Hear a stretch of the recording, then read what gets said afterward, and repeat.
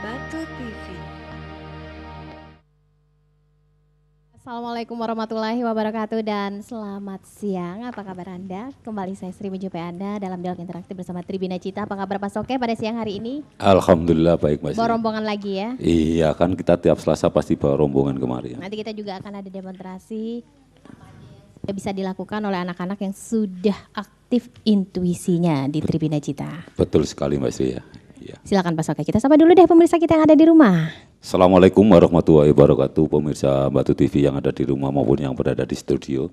Kita bertemu kembali dalam dialog interaktif bersama Tribina Cita yang 60 menit ke depan kita akan berbicara tentang bagaimana anak-anak bisa menjadi cerdas secara emosional, secara intelektual bahkan secara spiritual hanya dengan aktivasi intuisi. Oke, di studio juga sudah hadir para audien yang ingin bertanya secara langsung pada kita juga dipersilakan ya Pak Soke ya, ingin bertanya secara langsung dengan Pak Soke seputar aktivasi intuisi atau mungkin masih ada juga nih, nah mungkin kekurangan-kekurangan yang dihadapi oleh anak-anak setelah diaktifasi, kurangnya seperti apa? Anda bisa bertanya secara langsung dengan Pak Soke dari Tribina Cita yang ada di Kota Malang. Ya, dan saya juga masih bertanya nih seputar aktivasi intuisi yang ada di Tribina Cita nih Pak Soke. Saat ini banyak sekali anak-anak yang sudah ada di sana ya.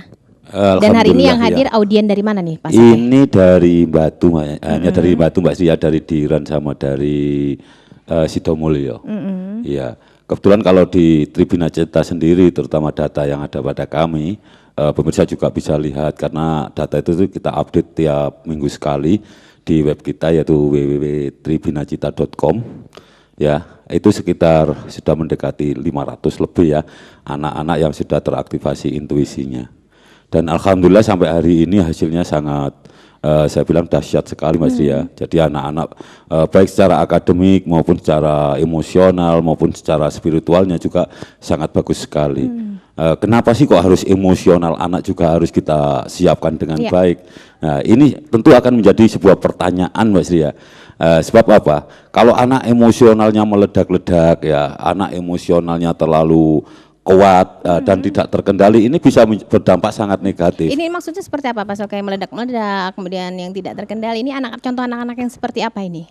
Gini, contohnya seperti ini Mas ya. Anak-anak usia sekolah itu kan kalau emosinya tidak kita kendalikan, dia punya keinginan sesuatu ya. Dia pasti akan memaksakan dirinya bagaimana dia agar bisa seperti itu. Contohnya seperti anak-anak yang kecanduan game online betul. Gitu ya. Dia bukan berarti game itu semuanya negatif ya. Ada sisi positifnya. Cuman kalau anak-anak yang emosinya tidak terkendalikan, dia akan melakukan apa saja hanya untuk mendapatkan uang buat main game online tadi. Ini sebetulnya sangat bahaya sekali kalau kita tidak mengadakan pendampingan secara melekat pada anak kita. Dan pendampingan secara melekat itu pun sebetulnya sangat sulit. Karena apa? Orang tua harus bekerja. Sementara anak punya kegiatannya sendiri.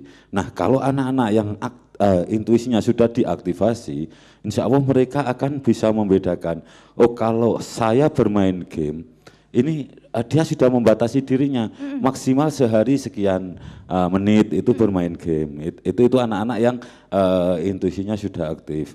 Karena di tempat kami banyak sekali Mbak Sri ya orang tua yang datang dengan segala macam keluhan, terutama anak-anaknya yang usia-usia hampir remaja ya, pra remaja di situ orang tua mengeluh anak saya itu Pak kecanduan game dan sebagainya gitu. Nah. Terus juga ada lagi yaitu anak-anak yang emosinya negatif itu biasanya anak ini kan pencontoh paling ulung ya. Kenapa anak berbicara A? Karena ada orang tua yang berbicara A. Jadi dia meniru ya. Meniru apa yang dilakukan orang-orang di sekitarnya. Iya, kita pernah tahu film Serigala itu dulu apa judulnya kalau nggak salah Luken itu ya, yang anak hilang di tengah hutan. Ya, akhirnya dia akan berbicara dengan bahasa serigala ya.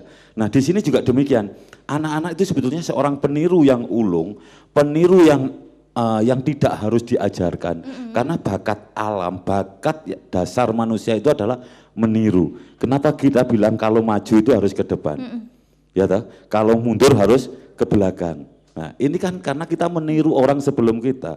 Nah, di sini anak-anak kalau emosinya tidak terkontrol dengan baik, tidak bisa memanage emosinya dengan baik, maka dia tidak akan bisa menyaring apa yang didengar itu yang diucapkan. Iya. Nah, lebih tragis lagi seperti ini Mbak Asti. Kemarin tuh dua hari yang lalu ada orang tua mengeluh pada saya, dia wali murid dari salah satu sekolah bilang begini, Pak Sokeh nun sewu bilang gitu. Ya Bu, ada apa? Saya bilang gitu. Gurunya anak saya itu kalau marah-marah kebun binatang keluar semua. Oh. Nah, ini seorang guru ya. Saya bilang, masa Bu? Saya bilang gitu. Nah, orang tua itu tahunya dari mana? Anaknya yang biasa nuwun sewu, yang biasanya nggak pernah meso itu tiba-tiba pinter meso. Usia berapa itu Pak? Waktu itu banyak pasti yang mengeluh seperti itu, anak mulai dari orang tua yang anaknya di SD sampai bahkan ada anak orang tuanya itu yang di SMA atau SMK saya lupa. Ya, yang jelas setelah itu anaknya itu bilang, Bu, itu guru saya tuh tiap hari kalau bilang seperti itu nggak apa-apa gitu ya. Nah, sementara kalau muridnya dipaksa untuk bertutur kata yang sopan ya. Tapi kalau gurunya sendiri bolehlah guru marah-marah ya, karena memang tugas guru sekarang itu sangat berat sekali ya. Tapi ya marahnya yang marah yang wajar. Betul, gitu lah. Jangan berlebihan, jangan memberi contoh yang tidak baik. Itu akhirnya anak itu akan meniru. Nah, ini saya juga sangat prihatin sekali ya, bahwa ada guru yang sampai kebun binatangnya dikeluarkan di kelas itu kan ya sangat apa ya, sangat riskan sekali untuk perkembangan anak. Jadi seperti apa yang saya ungkapkan kemarin, bahwa siapapun orang tua yang punya anak misalkan sekarang kelas 6 SD mau ke SMP, tolonglah kalau mau cari sekolah itu benar-benar dilihat sekolah mana yang bagus, bukan hanya bagus gedungnya Mbak Sri ya, percuma kalau gedungnya bagus tapi di dalamnya keropos ya. Karena apa? Pengalaman ya sudah menunjukkan bahwa anak-anak yang sekolah di sekolah yang tidak tepat, maka mereka akan jadi anak juga punya kepribadian yang sulit untuk diatur. Nah, ini kita nggak bisa menyalahkan sepenuhnya juga sekolah ya. Kita juga harus sebagai orang tua harus koreksi bagaimana sih anak saya ya. Terus juga seperti ini. Sekarang sekolah-sekolah itu kan jarang sekali Mbak Sri mengundang wali murid untuk diadakan pertemuan seperti zaman saya sekolah dulu. Ya, jangankan rapotan semester ya. Apa dulu ada namanya rapot sisipan, itu orang tua dipanggil, disampaikan program-programnya di apa sih program-program sekolah, terus apa sih keluhan anak, itu diketahui. Nah, kemarin tuh saya sempat berbincang dengan seorang guru, kenapa sih Bu di sekolah jenengan kok nggak pernah ngundang wali murid untuk pertemuan? Nah, gini Pak, saya itu riskan katanya, kalau saya mengundang nanti dikira kita mau mengadakan tarikan. Nah gitu, jadi apa ya, kita kadang-kadang nggak bisa membedakan mana yang benar-benar itu pungli, mana yang itu untuk kebutuhan anak. Contohnya seperti ini, ini terjadi di salah satu SD yang pernah kami datangi untuk apa ya, tes tipe kecerdasan. Ya, saya bilang sama kepala sekolah waktu itu, Pak, ini anak-anak yang ikut tes tipe kecerdasan kita kenakan untuk ganti fotokopi, ya, hanya mengganti fotokopi. Nah, ini mereka ketakutan, Pak, ini di sekolah kami, sekarang pemerintah lagi menerapkan yang namanya pendidikan gratis. Jadi tidak boleh narik siswa dengan alasan apapun. Ya, ini nanti dibilang pungli. Nah, pungli sendiri kan kalau seperti kita bilang adalah pungutan liar ya. Nah, sementara ini fungsinya untuk siapa? Untuk anak. Ya. Nah, sementara anak-anak kalau saya bilang sih sama aja nggak bayar. Ini apa ya?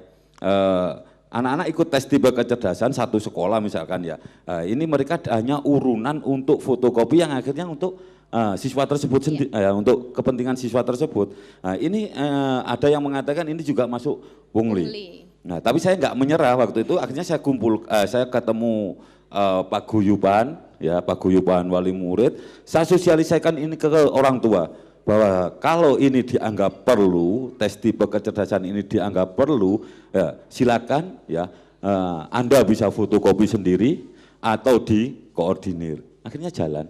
Ya, jadi kenapa sih kok banyak sekolah yang ketakutan, ya, sementara tuntutan anak harus cerdas, harus pintar itu juga kuat. Nah, sementara orang tua, guru-guru ketakutan sekali sekarang. Karena apa? Narik sedikit dibilang pungli. Ya, bahkan kemarin ramai di koran ya, beberapa SD yang hanya narik 90.000 untuk biaya wisuda atau apa, padahal yang narik paguyubannya itu juga sudah dianggap pungli. Nah, Padahal ini hanya beberapa oknum orang tua yang tidak sadar akan pendidikan anaknya. Katakan misalkan sekolah mengadakan tes tipe kecerdasan, biayanya Rp5.000 seumpama ya. Ini kan sangat murah sekali. Sementara kalau dia mau mengikutkan di luar itu biayanya ratusan ribu untuk tes tipe kecerdasan. Sementara ada orang tua yang bilang ini pungli. Ya, mereka nggak sadar apa sih manfaat yang diterima oleh orang tua ya kalau anaknya sudah diketahui tes tipe kecerdasannya. Ya, karena tes tipe kecerdasan ini bukan beda dengan namanya tes IQ. Iya. Ya. Banyak Mbak sih lembaga-lembaga yang mengadakan tes tipe kecerdasan, cuman tidak ditawarkan solusinya. Contohnya begini, kenapa manfaat dari tes tipe kecerdasan yang saya bilang kenapa 5.000 itu sangat murah sekali, karena itu hanya ganti ongkos fotokopi ya. Saya bilang gini, anak akan diketahui tipe kecerdasannya. Itu manfaat satu bagi anak. Anak tahu bagaimana mengkondisikan dirinya untuk belajar. Kedua, manfaat bagi guru. Guru tahu bahwa si anak yang dengan tipe kecerdasan tertentu dia harus diperlakukan dengan tertentu. Ya, ini bagi orang tua juga manfaatnya banyak sekali. Orang tua tidak bisa tidak jadi orang tua yang memaksakan anaknya belajar dengan gaya belajar orang tuanya, karena orang tua sudah tahu gaya belajar anaknya. Nah ini 3 manfaat yang sangat semua dapat ya, orang tua bisa mendapat manfaat, siswa juga mendapatkan manfaat, guru juga dapat manfaat. Nah ini tes tipe kecerdasan itu sebetulnya sangat baik kalau dibarengi dengan yang namanya solusi.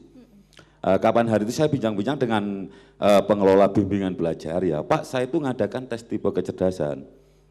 Ya, cuman saya belum tahu kalau anak visual ini kan harus belajar dengan ketentuan A, B, C, D. Ya kalau anaknya mau. Ya. Kalau anaknya nggak mau kan percuma kita adakan tes tipe kecerdasan. Solusinya apa Pak Soke? Ya, dia nanya gitu. Saya bilang solusinya mudah sekali bagi kami, diaktifasi intuisinya. Karena dengan aktivasi intuisi, anak tersebut bisa memiliki yang namanya tipe kecerdasan ganda. Jadi ke-8-8-nya ya anak itu menguasai. Dia mau belajar cara kinestetik, monggo, cara visual, monggo, cara matematis, monggo. Ini anak-anak yang sudah teraktivasi intuisinya. Di sini mungkin di antara anak-anak yang hadir ini sudah banyak yang membuktikan ya bagaimana sih dahsyatnya aktivasi intuisi. Ya, bagaimana dia bisa mendapatkan ranking yang bagus. Ya, kita tetap akan berbicara ranking Mbak Sri ya, karena sampai saat ini masyarakat kita orang tua ya itu nggak pernah lepas dari orang masalah-masalah tua, akademis anak ya. Betul, guru dan sebagainya itu hanya sekarang masih menilai bahwa nilai anak itu kecerdasannya dinilai secara konvensional ya. Kalau rankingnya bagus dianggap anak itu pintar gitu aja. Ya, tetap nanti anak-anak yang sudah teraktivasi intuisinya sampai saat ini ya alhamdulillah Mas Dia. Memang responnya anak itu macam-macam ya, ada yang 3 kali sudah bagus, ada yang sekali sudah bagus, ada yang sampai 5 kali juga baru bagus gitu ya. Nah ini tergantung orang tua, sabar aja gitu. Ini maksudnya seperti apa Pak Soke? Bagus di sini dalam arti dia sudah menerima aktivasi tersebut atau seperti apa? Bagus dalam hal ini yang bisa saya sebutkan seperti ini Mbak Sri ya. Kalau anak-anak ya sudah diaktifasi intuisinya, melihat, membaca atau beraktivitas dengan mata tertutup itu sebetulnya bukan ukuran atau bukan tujuan utama ya. Tujuannya gini, anak-anak yang selama ini sulit untuk disuruh belajar, menjadi motivasinya dalam belajar semakin kuat. Anak yang biasanya itu malas ya, itu motivasi belajarnya juga semakin kuat. Anak yang biasanya tidak bisa mengerti pekerjaan orang tua, misalkan bantu-bantu orang tua, itu kan anak-anak sekarang saya yakin sulit sekali ya untuk berperan sebagai membantu orang tua itu. Nah di sini anak-anak yang sudah intuisinya teraktivasi, anak-anak itu bisa walaupun biasanya nggak mau nyapu rumah, tiba-tiba sudah ada rasa kepedulian istilahnya peduli ya, empatinya juga tinggi ya. Biasanya yang ke adiknya itu cuek, jadi bisa ngemong dan sebagainya itu. Nah yang jelas itu yang anak-anak yang sudah teraktivasi intuisinya itu lambat laun akan kita bentuk bahwa anak tersebut akan menjadi anak yang cerdas secara emosional, secara intelektual, bahkan secara spiritual. Jadi kehubungan dengan Tuhannya itu juga bagus ya. Nah kalau kita kaitkan dengan dengan ketentuan pemerintah tentang 8 fungsi keluarga, ini pasti dapat nanti kalau anak-anak tersebut teraktivasi intuisinya. Dan melakukan aktivasi ini sedini mungkin itu jauh lebih bagus Pak Soke ya? Ya memang harusnya itu sih kalau saya bilang anak-anak aktivasi itu bukan hanya setelah lahir ya, masih dalam kandungan pun sudah bisa diaktifasi intuisinya. Cuman yang terjadi sekarang ini kan gini, anak-anak usia TK itu biasanya yang mulai diaktifasi intuisi. Kenapa? Kok anak-anak harus diaktifasi mulai sejak balita Mbak Sri ya?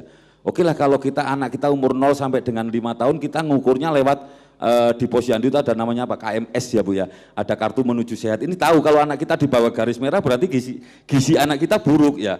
Tapi kalau anak kita di garis merah persis berarti gizi anak kita kurang. Kalau sudah di atas garis merah gizi anak kita bagus. Itu kan parameter atau ukuran dari nilai anak-anak yang usianya 0 sampai 5 tahun. Tapi setelah itu kita ngukurnya lewat mana? Iya betul. Nah kita nggak tahu kan grafik-grafik kehidupan itu kita seperti apa kan nggak tahu. Sejak 5 tahun itu kita mengukur perkembangan anak kita dari mana ya?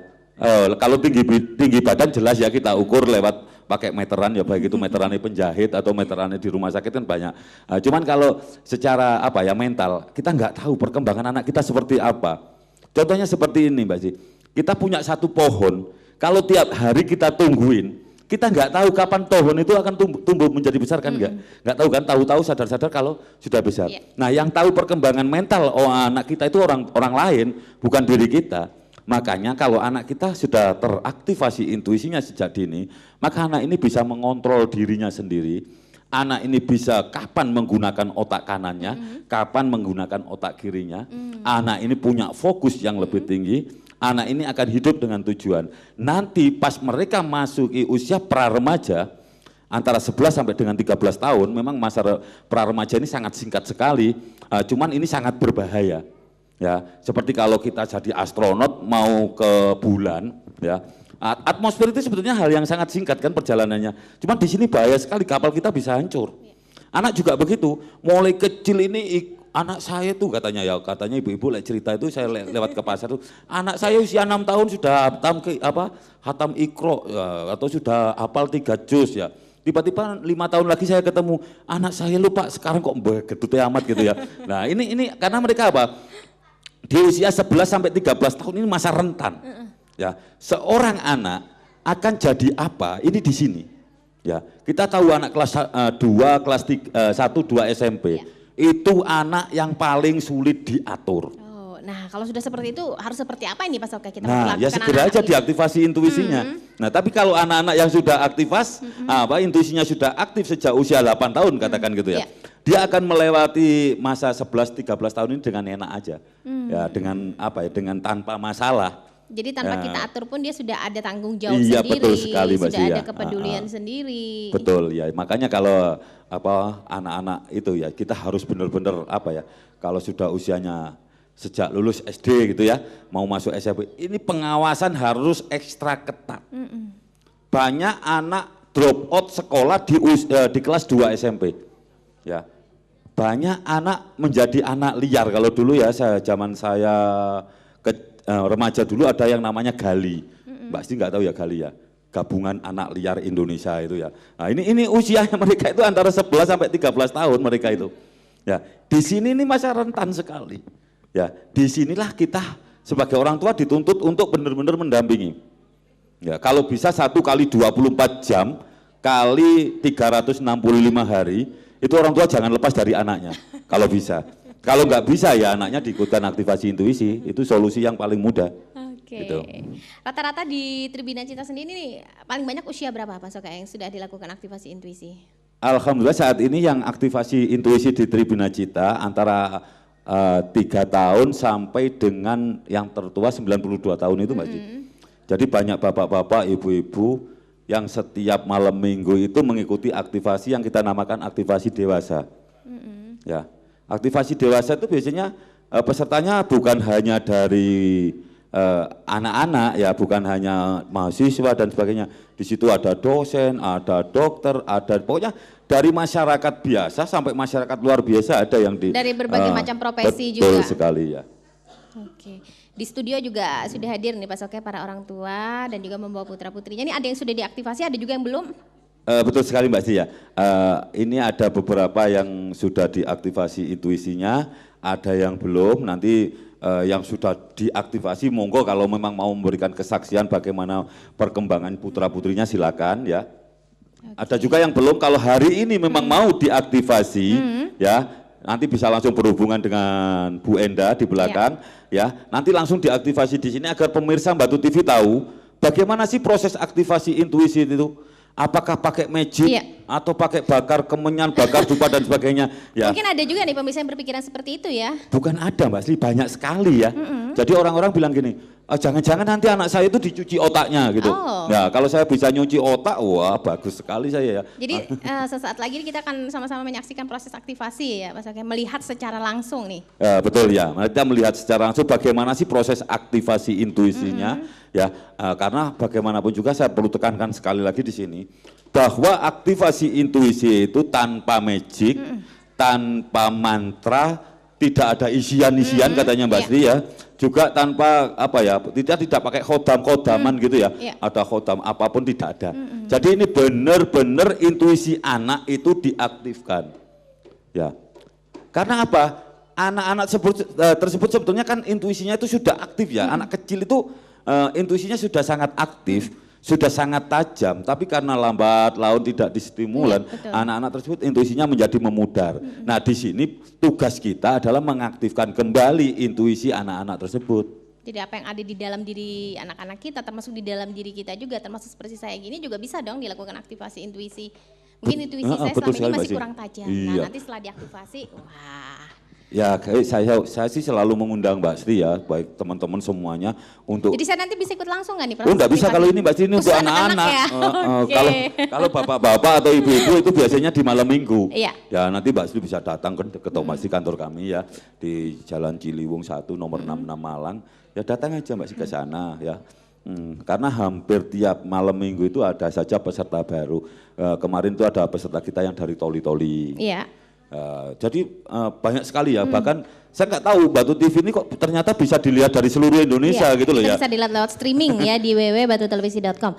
Makanya peserta aktivasi yang datang ke tempat Pak Soke ternyata berasal dari berbagai pulau di Indonesia. Betul. Dan perlu saya sampaikan juga nih kepada pemirsa yang ada di rumah, mungkin selama ini mengira bahwa proses aktivasi intuisi yang ada di Tribina Cita ini hanya berlaku untuk anak-anak, tapi tidak. Bisa juga untuk orang dewasa dan untuk orang-orang tua. Jadi siapapun bisa untuk ikut serta dalam proses aktivasi intuisi. Nah buat Anda yang segera mendaftarkan diri untuk segera diaktifasi, segera hubungi alamat yang tertera di layar kaca. Ada beberapa cabang juga, jadi kantor pusatnya ada di Jalan Ciliwung ya Pak Soke ya. Kemudian cabangnya ada di beberapa tempat yang tersebar di wilayah Malang Raya seperti di Batu. Kemudian di mana lagi Pak Soke untuk di Batu, di wilayah mana ini? Di Batu ada dua ya Pak Sri. Yang pertama di Jalan Bukit Berbunga Sidomulyo, sebelah utara Balai Desa Sidomulyo. Ada di Jalan Diran nomor 1 Batu. Ada di Karangploso di Jalan Panglima Sudirman 35 Karangploso, tepatnya di Warung Rahayu.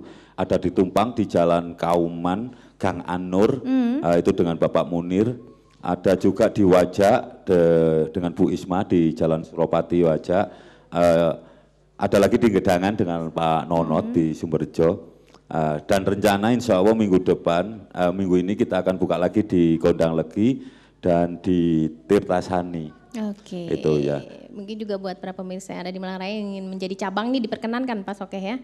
Saya sangat membuka sekali saudara-saudara kita seluruh Malang Raya ya untuk membuka cabang dimanapun. Yang jelas saya membatasi satu kecamatan hanya satu cabang. Satu cabang. Ya, karena saya ingin Tribina Cita itu selalu dekat dengan masyarakat dan semua anak-anak yang akan ikut aktivasi intuisi bisa terlayani dengan baik. Oke, dan sesaat lagi kita akan segera mengikuti proses aktivasi. Dan untuk pemirsa jangan beranjak dulu kemana-mana ya. Proses aktivasi akan dapat Anda lihat secara langsung pada hari ini. Tetap ikutin kita.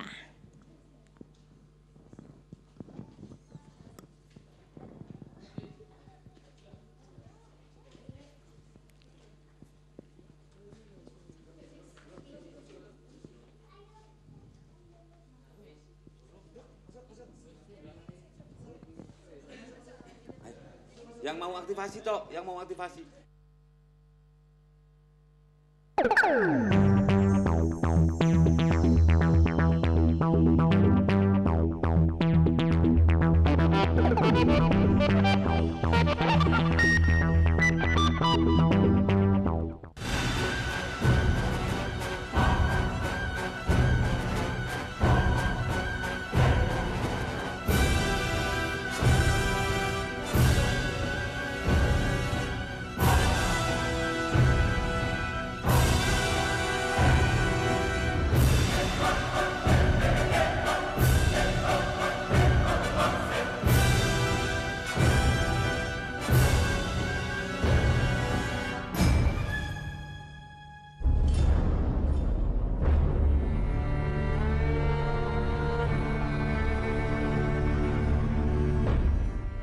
saya memang sangat susah untuk belajarnya. Kurang percaya diri. Saya nggak bisa konsentrasi. Saya kehilangan rasa percaya diri ya. Lebih sering lupa. Sering minder, kayak nggak mau bergaul gitu.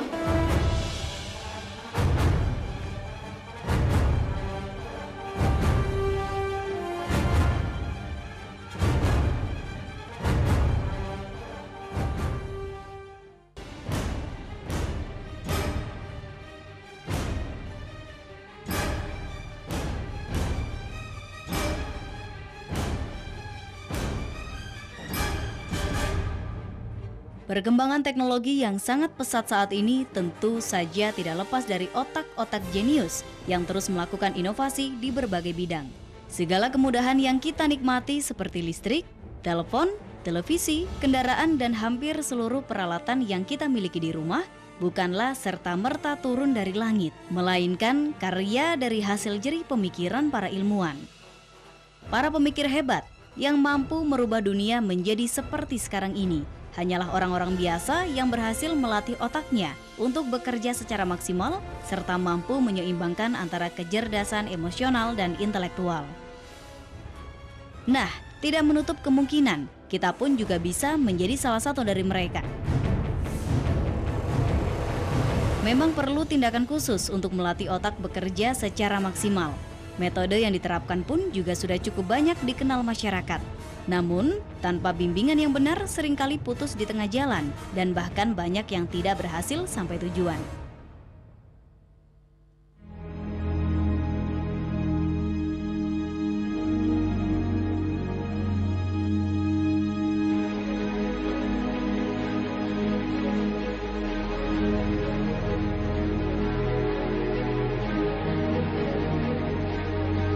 Melalui program aktivasi intuisi, Tribina Cita menghadirkan sebuah metode yang efektif guna membantu permasalahan Anda ataupun putra-putri Anda di dalam meningkatkan kemampuan kecerdasan otak secara intelektual maupun emosional, sehingga terbentuk intuisi yang tajam.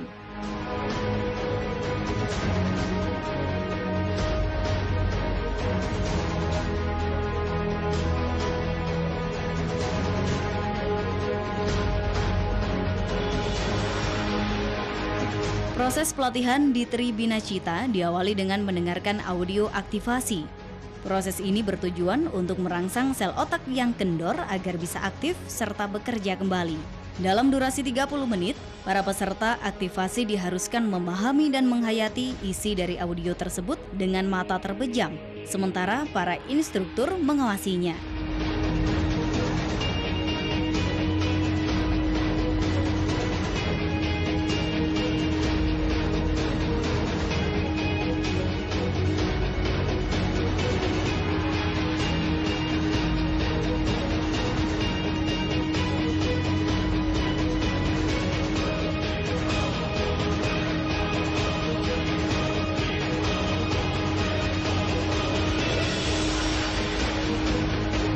Setelah selesai, peserta melakukan relaksasi dengan menghirup nafas dalam dan mengeluarkannya melalui mulut. Relaksasi tersebut bertujuan untuk menstimulasi otak.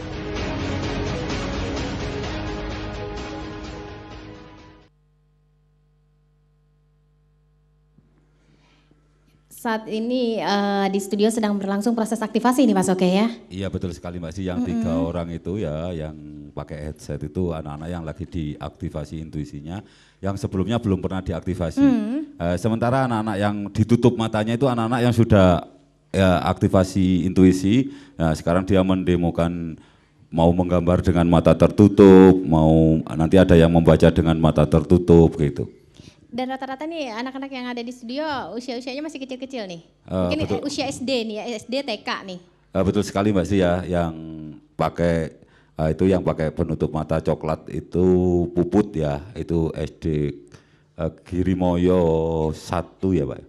Girimoyo 1 kelas 6. Kelas 6 SD. Yang lagi menggambar itu Arifat ya, SD di Batu ya. Terus ada lagi, ya saya nggak hafal Mbak Sih ya karena ada 500 anak yang harus saya hafalkan. Dari berbagai wilayah di Malang Raya nih ya. Betul sekali. Tapi yang hadir pada siang hari ini rata-rata dari kecamatan, wilayah Kota Batu, kecamatan. Ini kecamatan